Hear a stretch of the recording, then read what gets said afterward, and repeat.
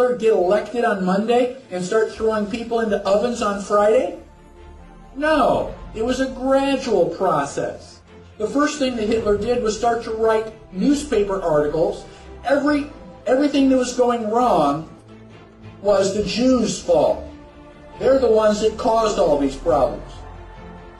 Did the Jews write their own newspaper articles and go, I disagree? Well, not that I can think of. I've never read any newspaper articles that, contradicted any of that. So then the Jews had to wear the Star of David so that we can tell who you are. Did they say, no, that's a violation of my privacy. I don't have to tell you whether, I'm Jewish or not. No, the Jews decided, well, it's a religious symbol. We love God. We should be proud to wear the Star of David. Eventually, the Germans came in and they broke all of the windows in all of the Jewish businesses in one weekend.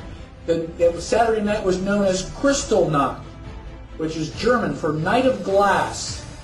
You couldn't walk up and down the sidewalks because they were filled with glass.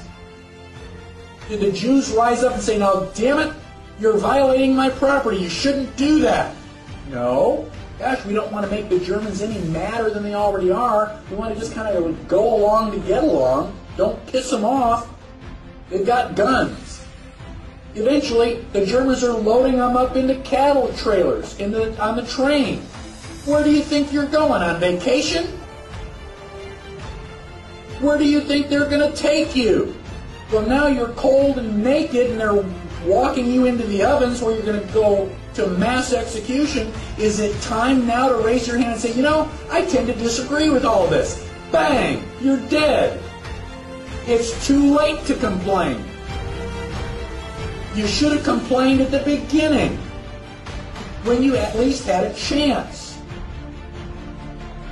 My question to you, and I don't expect you to answer it, just think about it in your head. How bad do things have to get before you do something? Do they have to take away all your property? Do they have to license every activity that you want to engage in? Do they have to be throwing you on cattle cars before you start to say, now wait a minute, I don't think this is a good idea?